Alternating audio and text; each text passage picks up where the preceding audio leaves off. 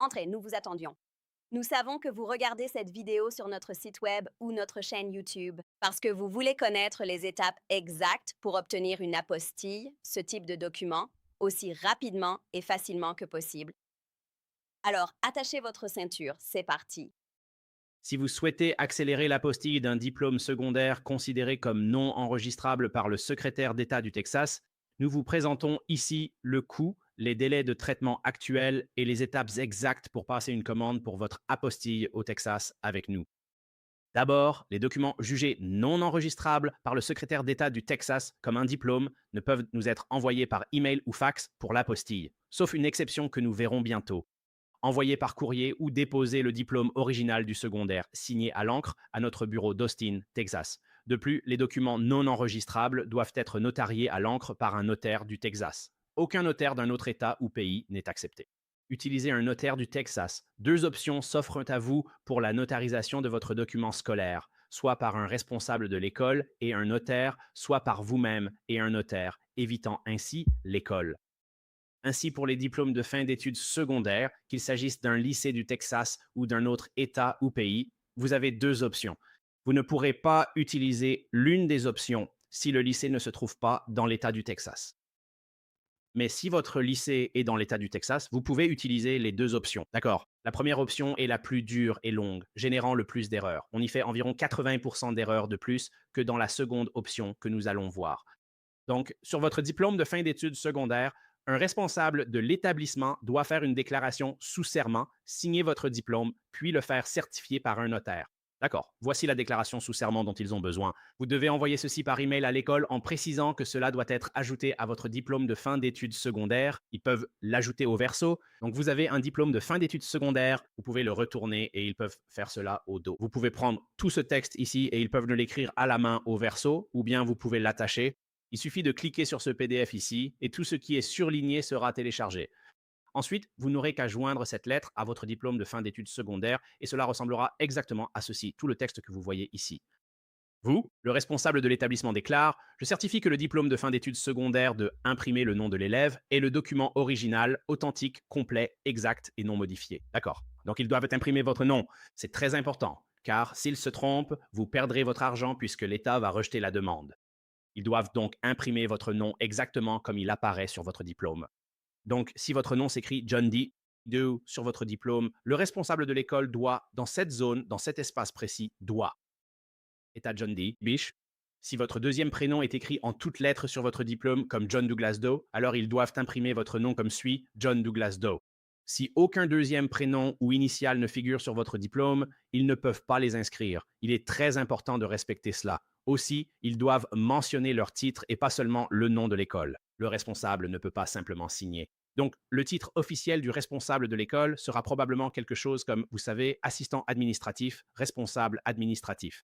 Responsable d'établissement, secrétaire de scolarité, quelque chose comme ça, leur titre importe peu. Ils doivent simplement indiquer leur titre. Et l'État secondaire l'exige. D'accord. Et ensuite, voici la partie notariale juste ici. D'accord. C'est explicite. D'accord. Le comté, c'est là où vous avez été au lycée. C'est donc dans ce comté que la notarisation est effectuée. D'accord. Et ensuite, très important, là où il est écrit ici d'imprimer le nom du responsable de l'école, les notaires font tout le temps cette erreur. Ils font environ 3 erreurs différentes et vos documents seront rejetés s'ils commettent l'une de ces erreurs. Premièrement, c'est clairement indiqué ici, il faut imprimer le nom du responsable de l'école.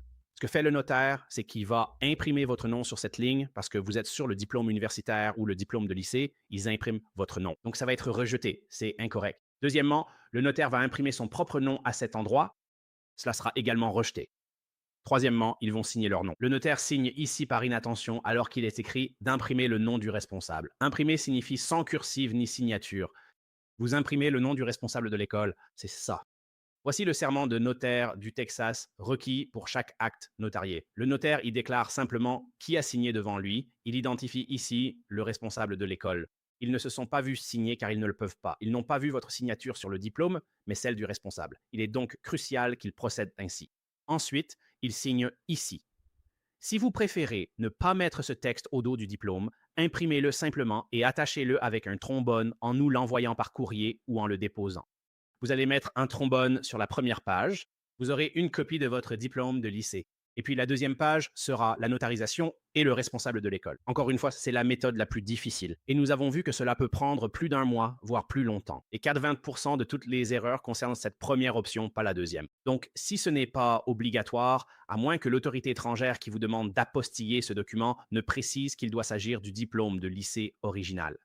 À moins qu'il ne le précise, ne choisissez pas cette option. Choisissez la deuxième option, plus simple et rapide. C'est vous qui la contrôlez. Il suffit de faire une photocopie de votre diplôme de lycée. C'est possible.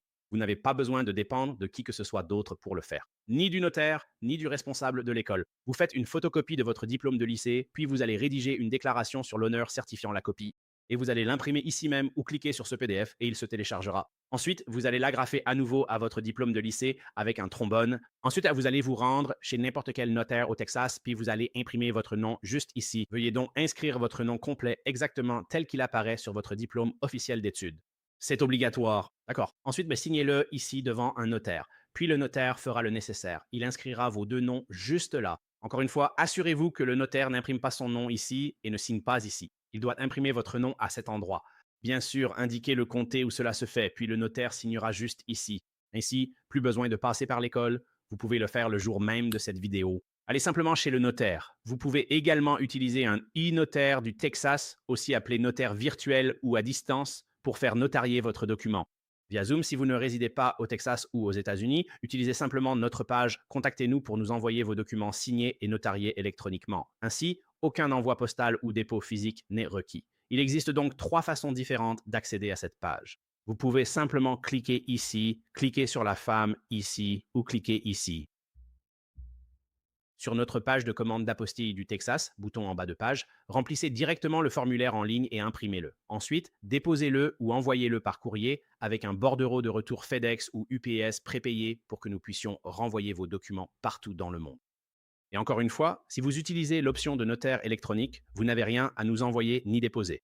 Il vous suffit d'aller sur notre page de contact pour télécharger 3 fichiers PDF. D'abord, un PDF regroupant votre copie certifiée de l'affidavit notarié électroniquement et la copie de votre diplôme. Ensuite, votre étiquette de retour prépayé FedEx ou UPS. Enfin, le PDF de notre formulaire de commande. Donc, lorsque vous allez sur notre page de commande, au lieu d'utiliser le bouton du formulaire qui imprime une copie papier, vous allez simplement dans les options de votre imprimante ou de votre ordinateur et cliquer sur l'option qui dit Enregistrer en PDF. En imprimant le bon de commande, enregistrez-le en PDF. Ensuite, téléchargez ce fichier sur notre page de contact. C'est tout. Pas besoin d'envoi postal.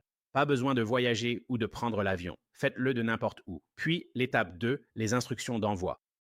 C'est l'étape 2. Je vais vous expliquer comment vous allez nous envoyer des documents et comment nous allons vous les renvoyer. Donc, l'expédition aller-retour, comment créer les étiquettes d'expédition et ce que vous devez faire. Selon que vous obtenez des documents au niveau de l'État, fédéral ou de l'ambassade, voire les trois pour un pays non membre de la HAI, vous devrez alors passer par ce qu'on appelle un processus de légalisation ou d'attestation de documents. S'il s'agit d'un document d'État, comme un acte de naissance pour le Vietnam ou la Thaïlande, vous devrez le faire authentifier au niveau de l'État du Texas, puis au niveau fédéral par le département d'État américain et enfin par l'ambassade de ce pays. C'est la troisième étape. Je vais donc vous expliquer tout cela, notamment comment vous devez procéder pour l'envoi. Pour nous faire parvenir vos documents, il n'y a généralement que 2 façons. La première option recommandée consiste à envoyer vos documents en express ou par courrier à notre adresse d'Austin. Celle-ci figure sur notre bon de commande et dans les instructions d'expédition. Ou, si vous habitez dans la région d'Austin, vous pouvez déposer vos documents chez nous. Encore une fois, cela ne concerne pas la procédure abordée à l'étape 3. Cela ne concerne pas la procédure d'envoi. Ce n'est pas un service sans rendez-vous. Impossible d'obtenir une apostille immédiatement en bureau. Elles sont délivrées par le secrétaire d'État du Texas, le département d'État ou un consulat étranger. Nos légalisations se font à Washington, D.C. Bureau. Dans toutes les ambassades de Washington, D.C., où se trouvent 99% des ambassades du monde, je vais donc vous expliquer ce que vous devez faire. Donc, si vous comptez nous envoyer vos documents par courrier, s'il vous plaît, n'utilisez pas la poste.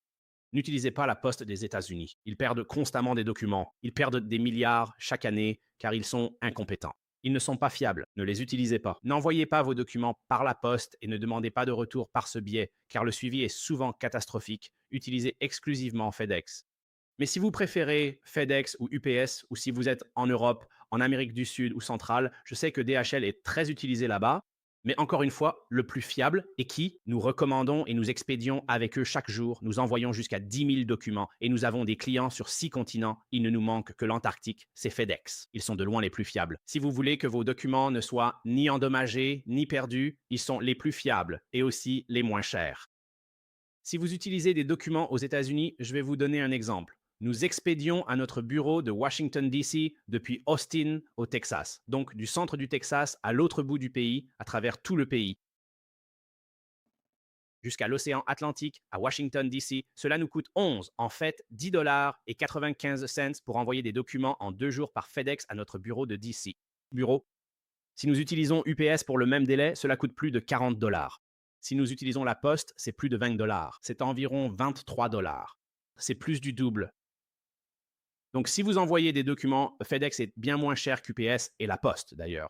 Si vous le faites rapidement en une nuit ou 2 jours, la plupart des gens ne réalisent pas que c'est uniquement si vous utilisez l'option FedEx One. Et notre vidéo sur nos pages d'expédition va expliquer cela. Je vais expliquer cela.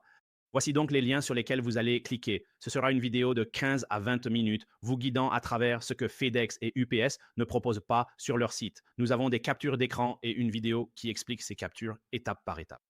Sur la façon dont vous pouvez créer une étiquette de retour prépayée sur fedex.com ou ups.com depuis n'importe où dans le monde. Donc, peu importe où vous vivez dans le monde, vous pouvez aller en ligne et créer une étiquette d'expédition prépayée. Ensuite, vous pouvez l'imprimer et nous l'envoyer par courrier ou la télécharger et nous envoyer le PDF fourni par email. C'est uniquement un PDF. Vous ne pouvez pas nous donner d'étiquette en format Word, GIF ou JPEG. Il nous faut le PDF original que UPS ou FedEx vous fourniront. En cliquant sur ces liens, une vidéo et des captures d'écran vous guideront et vous expliqueront comment faire où que vous soyez.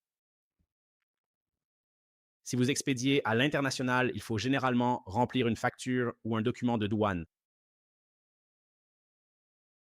Le reçu que vous devez remplir. Cliquez ici pour FedEx et celui-là pour UPS. Un modèle pré-rempli est prêt à compléter. Puis signez, indiquez la date et ajoutez les informations requises. C'est tout.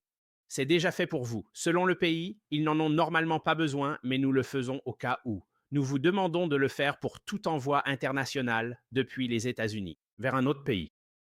Le Mexique ne s'en soucie pas vraiment, mais vous pouvez le faire et avec FedEx, ils ne s'en préoccupent pas vraiment. Mais dans la plupart des autres pays du monde, pour passer la douane, il vaut mieux avoir ce document. D'accord? Et puis, l'autre point important, c'est que vous ne pouvez pas mettre notre nom sur l'étiquette d'expédition. Laissez-moi me répéter, vous ne pouvez mettre notre nom, numéro ou adresse nulle part sur l'envoi au retour. C'est pour l'envoi vers vous. Une fois votre document apostillé, vous voulez qu'il vous soit retourné, envoyé à un avocat ou dans un autre pays, ou à un ami, un proche, un collègue, une entreprise ou une administration, peu importe la destination, vous créez une étiquette d'expédition prépayée. En tant qu'importateur et expéditeur, vous ne pouvez pas mettre notre nom, car si ça passe en douane, nous serons facturés. Et c'est effectivement ce qui se passe. Des centaines de dollars, ça ne nous appartient pas. Donc, nous ne vous renverrons pas vos documents si vous mettez notre nom dessus. D'accord. Pensez-y comme à une enveloppe que vous envoyez à quelqu'un dans le coin supérieur gauche. Aux États-Unis, vous indiquez l'expéditeur pour le retour. C'est-à-dire que si l'adresse à laquelle vous l'envoyez est incorrecte ou si la poste ne peut pas la livrer, ils vont vous renvoyer ce courrier. C'est ce que nous demandons. Vous ne pouvez tout simplement pas mettre notre adresse dessus. Indiquez une adresse, peu importe laquelle, celle d'un proche d'un collègue ou d'une entreprise, ça n'a pas d'importance. Vous ne pouvez tout simplement pas mettre nos informations dessus. Utilisez vos propres coordonnées. C'est fréquent. Mettez votre adresse pour les deux. Donc, par exemple, vous l'expédiez. Vous voulez l'expédier de retour en Europe. Disons que vous avez un ami ou un proche aux États-Unis. Vous pouvez utiliser leur adresse. Ça ne vaut que si votre doc vous est retourné. Il leur faut une adresse de retour. En cas de douane, ils en ont besoin pour la facturation si les frais ne sont pas réglés. Peu importe, vous ne pouvez juste pas mettre notre adresse. C'est vraiment simple. Et encore une fois, pour les deux options, vous cliquez ici, nous allons voir ce que cela signifie et comment le faire. Quand vous arrivez chez FedEx ou UPS, lorsque vous le faites en ligne, ils demanderont d'où est-ce que c'est envoyé. On ne peut pas mettre notre adresse ou numéro. Pourtant, des gens le font ou disent le contraire. Si c'est faisable, vous ne vous y prenez pas bien. Suivez-nous. Faites-le en ligne, pas en magasin FedEx ou UPS. Parce que bien souvent, ces gens-là ne savent pas de quoi ils parlent. Vous pouvez tout simplement le faire en ligne. Nous le faisons tous les jours dans tous les pays du monde. Vous pouvez créer l'étiquette en ligne sans utiliser notre adresse. Car Encore une fois, c'est vous qui créez le label en ligne et c'est vous qui le payez, pas nous. Nous faisons simplement le dépôt chez FedEx, UPS ou DHL pour vous. Donc, vous ne pouvez pas mettre notre adresse parce qu'alors, techniquement, aux yeux de FedEx, UPS ou DHL, nous sommes l'importateur, donc nous sommes l'expéditeur. Toute la responsabilité légale retombe sur notre entreprise et selon notre politique d'entreprise, nous ne pouvons pas accepter cela. Donc, ne mettez pas notre adresse sur les étiquettes d'expédition. C'est absolument important car nous ne l'expédierons pas, c'est certain à 100%. Nous ne le renverrons pas. On vous demandera d'envoyer une nouvelle étiquette d'expédition. Pour les envois internationaux, nos coordonnées de contact ne doivent pas apparaître. Si c'est spécifiquement pour l'international, nous ne le renverrons pas. Donc, c'est très important. Si vous avez besoin de ces documents rapidement, sachez qu'un oubli retardera l'envoi de plusieurs jours. Veuillez donc bien suivre ces instructions et ne mettez ni votre nom, ni votre adresse ou numéro de téléphone sur cette étiquette prépayée. Voilà, c'est l'essentiel de ce qu'il faut savoir pour l'expédition. Encore une fois, c'est très simple. Vous devez simplement nous donner, encore une fois, si vous allez déposer des documents chez nous, assurez-vous que vous pouvez aussi les déposer chez nous. Fournissez-nous une étiquette prépayée pour le retour. Déposez-les en personne si vous souhaitez qu'on vous les renvoie ensuite par courrier. Beaucoup de gens font cela aussi. Donc, vous allez en ligne, vous créez votre étiquette d'expédition. Lorsque vous venez dans nos beaux locaux, vous déposez vos documents. Le jour même, le lendemain ou 2 jours plus tard, comme vu à l'étape 3, le délai pour que le secrétaire d'État les délivre, ou le gouvernement fédéral ou l'ambassade, alors nous vous les renverrons. Voilà comment ça fonctionne. Merci. Ceci est l'étape 3. Je vais passer en revue les tarifs actuels que nous proposons. Et si vous comptez déposer des documents chez nous, ainsi que nos délais de traitement à ce jour, 30 novembre 2025, alors comment faire? Si vous souhaitez déposer des documents chez nous, ce que vous devrez faire, c'est que vous aurez besoin de... Vous devrez imprimer notre formulaire de commande que vous remplissez en ligne en cliquant juste ici en bas. En cliquant ici, vous accéderez à la page de notre formulaire de commande que vous remplirez en ligne puis que vous imprimerez. Et il y a une autre vidéo là-bas qui explique comment remplir le formulaire de commande et tout ce qui s'y rapporte. Donc, si vous allez, encore une fois, si vous allez nous envoyer vos documents par courrier, ce que la plupart des gens font, vous imprimez notre formulaire de commande et vous l'envoyez avec vos documents. Comme nous l'indiquons à l'étape 2, vous nous l'envoyez. Si vous comptez déposer vos documents en personne, ce qui ne va pas accélérer le processus, et je vais expliquer pourquoi. Si vous comptez les déposer dans notre bureau d'Austin, qui est le seul endroit possible, pas Houston, pas Dallas, uniquement notre bureau d'Austin, vous pouvez y déposer vos documents. Donc, si vous habitez dans la région d'Austin, vous devez imprimer notre formulaire de commande et l'apporter avec vos documents. Et maintenant, je vais vous expliquer nos horaires limites, donc pour le service, le jour même. Cela signifie que nous allons déposer vos documents juridiques auprès du secrétaire d'État du Texas si nous recevons vos documents. Avant midi, heure normale du centre, du lundi au vendredi, à l'exception des principaux jours fériés fédéraux ou d'État. Donc, chaque fois que le secrétaire d'État est ouvert, et en fait, ils sont fermés plus de jours que les seuls jours fériés fédéraux. Comme pour le 4 juillet cette année, ils ont fermé le lundi suivant, le 4 juillet. Ce n'était pas un jour férié fédéral. Et ils ont fermé cette semaine mercredi avant Thanksgiving. Et ce n'était pas un jour férié fédéral. Ou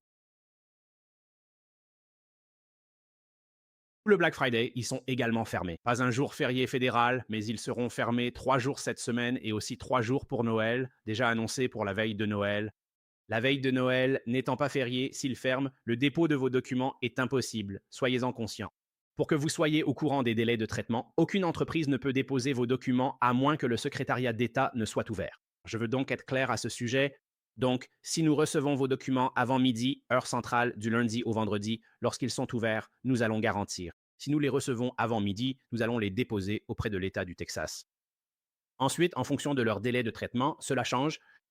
Nous ne contrôlons pas cela. Aucune entreprise, aucune personne ne contrôle la rapidité de traitement. Actuellement, et nous modifions cela chaque mois, cela va passer à décembre 2025 dans quelques heures. Si vous regardez cette vidéo en 2026 ou 2027, oubliez ces images. Ce qui compte, c'est le délai actuel du secrétaire d'État écrit ici sur cette page. Je vais passer cela en revue dans nos exemples.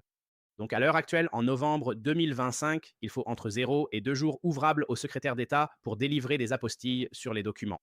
Et je vais expliquer ce que signifie 0 jour, d'accord? Donc, nous allons donner quelques scénarios ici. Donc, si nous recevons vos documents par courrier ou dépôt avant midi, heure centrale, nous allons déposer vos documents. Ensuite, il est possible, mais pas probable, que le secrétaire d'État vous délivre une apostille le jour même.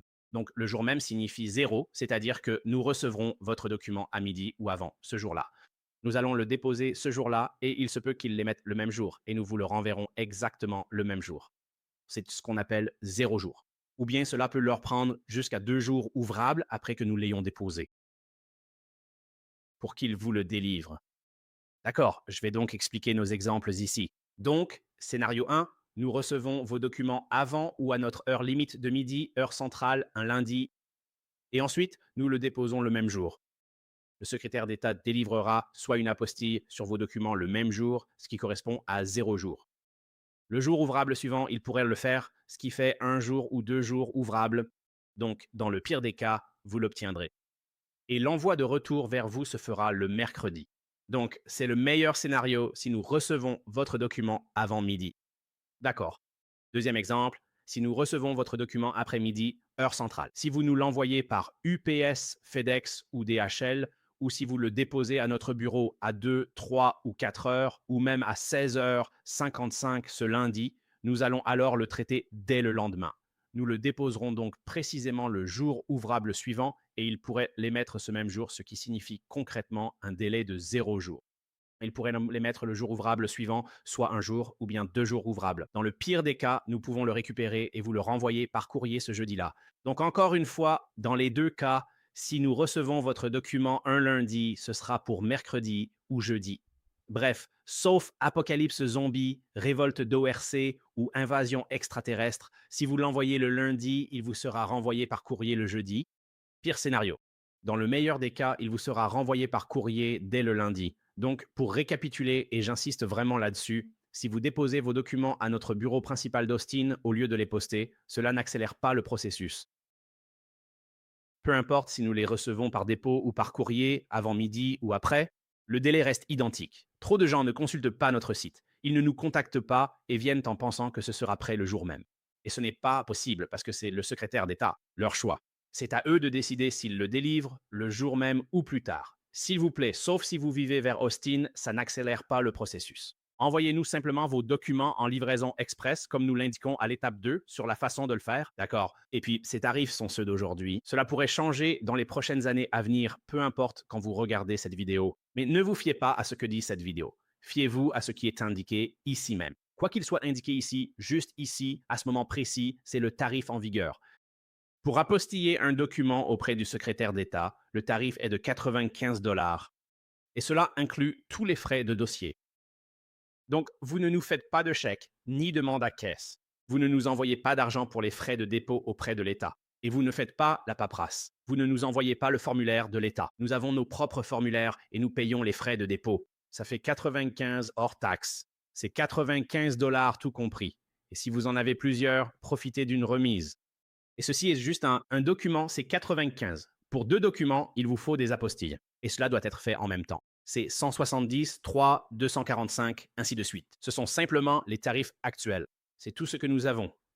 Tout document en plus coûte 75 Et puis, lorsque vous êtes prêt à commander, il vous suffit de cliquer sur ce bouton et cela vous amènera à notre page de formulaire de commande pour les apostillistes du Texas. Et encore une fois, ceci concerne uniquement le Texas. Ce n'est pas pour les tarifs fédéraux, ni pour les tarifs d'entreprise au Texas concernant les documents d'entreprise à apostiller ou les frais d'ambassade. Ceci vise spécifiquement uniquement le secrétariat d'État du Texas et les documents du Texas. Donc les documents qui sont notariés par un notaire du Texas ou les documents émis par une entité texane, une ville, un État, un comté ou le gouvernement de l'État, comme un acte de naissance texan, un certificat de décès, une licence de mariage, un jugement de divorce, un casier judiciaire, des chèques, un permis de conduire, des procurations, ce genre de choses.